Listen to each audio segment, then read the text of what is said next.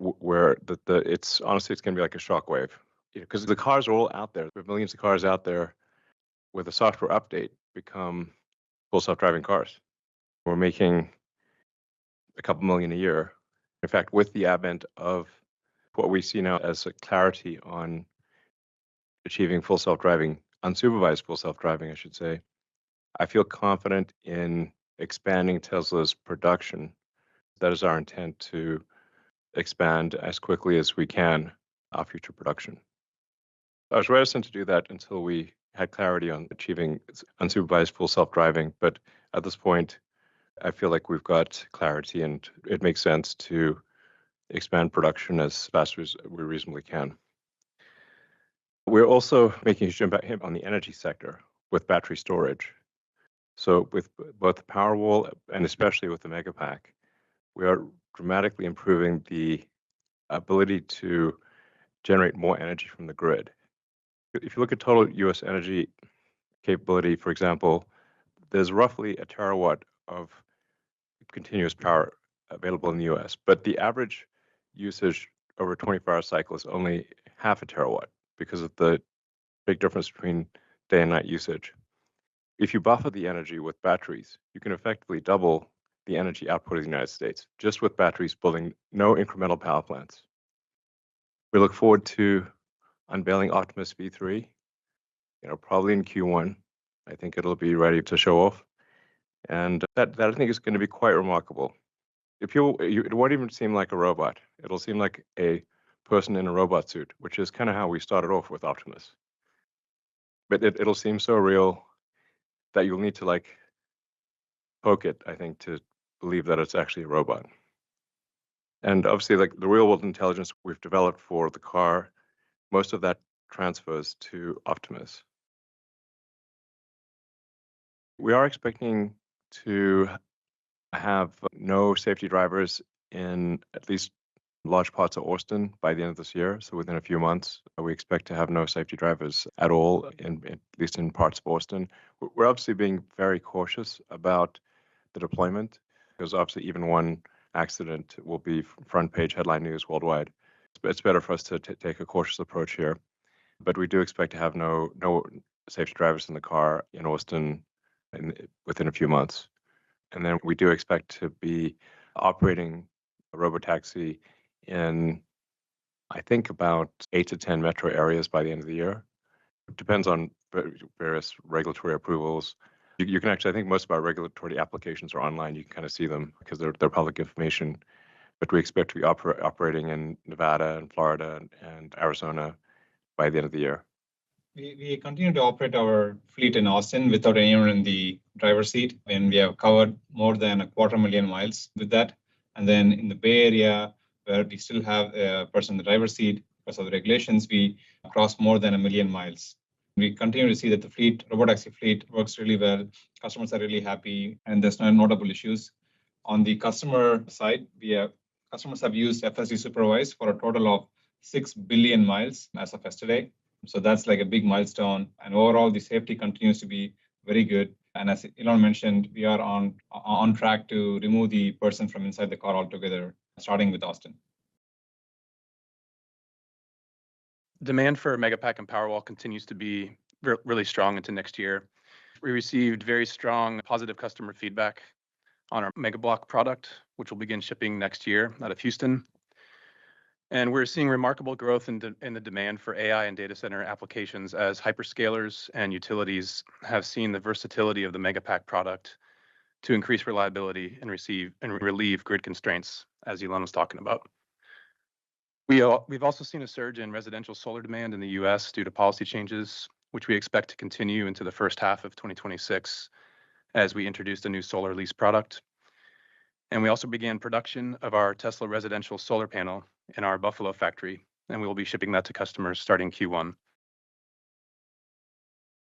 Yeah, it's an incredibly difficult thing, especially it's difficult to create a hand that is as dexterous and capable as the human hand, which is the human hand is an incredible thing. That the more you study the human hand, the more incredible you realize the human hand is. Why you need 4 fingers and a thumb. The Optimus hand and forearm is an incredibly difficult engineering challenge.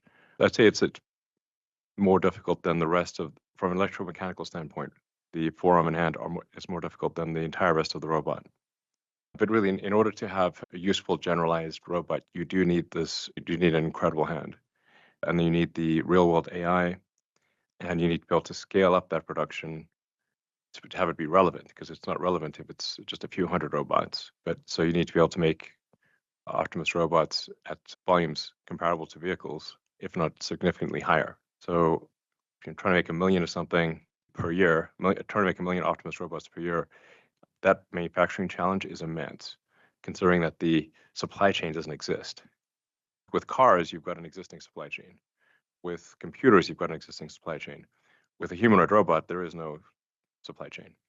So in order to manufacture that, Tesla actually has to be very vertically integrated and manufacture very deep into the supply chain, manufacture the parts internally, because there just is no supply chain. So if I put myself in the position of a startup trying to make a humanoid robot, I don't know how to do it without an immense amount of manufacturing technology. So that's why I think like Tesla's in a unique position when you consider manufacturing technology scaling, real world AI, and a truly dexterous hand. Those are generally the things that are missing when you read about other robots, that they just don't have those three things.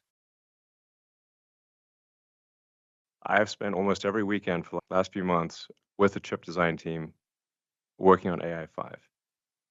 The Tesla chip team is really designing an incredible chip here. This is, by some metrics, the AI5 chip will be 40 times better than the AI4 chip. Not 40%, 40 times.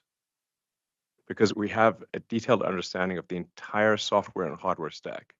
So we're designing the hardware to address all of the pain points in software. There really isn't anyone that's doing this, the entire stack, all the way through real world, calibrating against the real world where you've got cars and robots in real world, that like we know what the chip needs to do and doesn't need to do. To sort of give you some examples here, with the AI5, we deleted the legacy GPU, which is it's in AI4, but AI5 does not have. We also deleted the image signal processor. So it's like a long list of deletions that are very important. As a result of these deletions, we can actually fit AI5 in a half reticle and with good margin for the traces from the memory to the Tesla chip accelerators, the ARM CPU cores, and the PCI blocks. Confident this is going to be a winner, next level. Our explicit goal is to have an oversupply of AI5 chips. Because if we have too many AI5 chips for the cars and robots, we can always put them in the data center. NVIDIA keeps improving. The challenge that they have is that they've got to satisfy a large range, a lot of requirements from a lot of customers. But Tesla only has to satisfy requirements from one customer. That's Tesla. That makes the design job radically easier and means we can delete a lot of complexity from the chip. I can't emphasize how important this is. So like when you look at the various logic blocks in the chip, as you increase the number of logic blocks, you also increase the interconnections between the logic blocks. So you can think of it like just highways. Like how many highways do you need to connect the various parts of the chip? Especially if you're not sure how much data is going to go between each logic block on the chip, then you kind of end up having giant highways going all over the place. It becomes an almost impossibly difficult design problem. And NVIDIA's done an amazing job of dealing with almost an impossibly difficult set of requirements. But in our case, we're going for radical simplicity. And the net effect is that I think AI5 will be the best performance per watt, maybe by a factor of 2 or 3, and the best performance per dollar for AI, maybe by a factor of 10. I'll start with that in terms of the semi-production plan and schedule. So the factory is going on schedule. We've completed the building and are installing the equipment now. We've got our fleet of validation trucks driving on the road. We'll have larger builds towards the end of this year, and then our first online builds in the first part of next year, ramping into the Q2 timing with real volume coming in the back half of the year. So that's going quite well, and that's the first step to obviously getting autonomous trucks on the road. And Ashok, you can take the full self-driving part. Currently, the team is like super focused on solving for passenger vehicle autonomy. That said, the same technology will extend quite easily to the semi-truck once we have a little bit of data from the semi-trucks. The single biggest expansion in production will be the Cybercab, which starts production in Q2 next year. That's really a vehicle that's optimized for full autonomy. It, in fact, does not have a steering wheel or pedals and is really an engineering optimization on minimizing cost per mile of operation. Here's the killer app, really. What it comes down to is, can you text it? Can you text while you're in the car? And if you tell someone, yes, the car is now so good, you can be on your phone and text the entire time while you're in the car. It's anyone who can buy the car will buy the car. And a story. That's what everybody wants to do. In fact, not everyone wants to do it. They do that. And that's why, in fact, the reason you've seen like there's been an uptick in accidents pretty much worldwide is because people are texting and driving. Autopilot actually dramatically improves the safety here because if somebody's looking down at their phone, they're not driving very well. So that's really the game changer. And at this point, I feel, essentially 100% confident that we can solve unsupervised full self-driving at a safety level much greater than human. So we've released 14.1. We've got a technology roadmap that's, I think, pretty amazing. We'll be adding reasoning to the car. Our world simulator for reinforcement learning is pretty incredible. Like our when you see it, the Tesla reality simulator, you can't tell the difference between the video that's generated by the Tesla reality simulator and the actual video. It looks exactly the same. So that allows us to have a very powerful reinforcement learning loop to further improve the Tesla AI. We're going to be increasing the parameter count by an order of magnitude. That's not in 14.1. There are also a number of other improvements to the AI just that are quite radical. This car will feel like it is a living creature. That's how good the AI will get with the AI4 computer. This is before AI5. And then AI5, like I said, is by some metrics 40 times better. Let's just say safely, it's a 10x improvement. So it might almost be too much intelligence for a car. I do wonder, like, how much intelligence should you have in a car? It might get bored, actually. And then one of the things I thought, if we got all these cars that maybe are bored, we could actually have a giant distributed inference fleet. And if they're not actively driving, let's just have a giant distributed inference fleet. If you've got like tens of millions of cars in the fleet, or maybe at some point 100 million cars in the fleet, at that point, I don't know, a kilowatt of inference capability of high performance inference capability, that's 100 gigawatts of inference distributed with cooling and power conversion taken care of. Optimus at scale is the infinite money glitch. I think it probably achieve 5x the productivity of a person per year because it can operate 24/7. It doesn't even need to charge. It can operate it tethered, so it's plugged in the whole time. And that's why I call it like a future of sustainable abundance, where working will be optional. There's a limit to how much AI can do in terms of enhancing the productivity of humans, but there is not really a limit to AI that is embodied. That's why I call it the infinite money glitch. I think even if the regulators weren't making us do it, we'd still do that as the sort of right sort of cautious approach to a new market. I think it makes sense to have a sort of either safety driver or safety occupant in the car when we first go to new markets to confirm that there's not something we're missing. Because all it takes is like 1 in 10,000 trips to go wrong and you've got an issue. So just to make sure, like, is there some peculiarity about a city, like a very difficult intersection, or I don't know, something that's an unexpected challenge, and like, what we're talking about here is, maybe 3 months of safety driver in a new metro to confirm that it's good, and then we take the safety driver out, that kind of thing. We'll be adding reasoning to, I don't know, Ashok, is that like reasoning in like 14.3, maybe 14.4, something like that? Yeah, or by end of this year for sure. Yeah. So with reasoning, it's literally going to think about which parking spot to pick at the.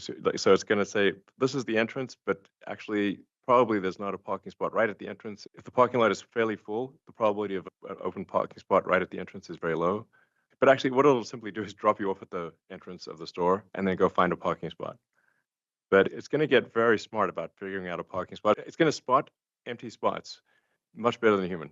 Yep. And fitting that all inside the computer that has AI4 is the actual challenge. And that's what the team is working on. Because obviously you can do reasoning on the server that takes forever, but then in the car, you need to make real-time decisions.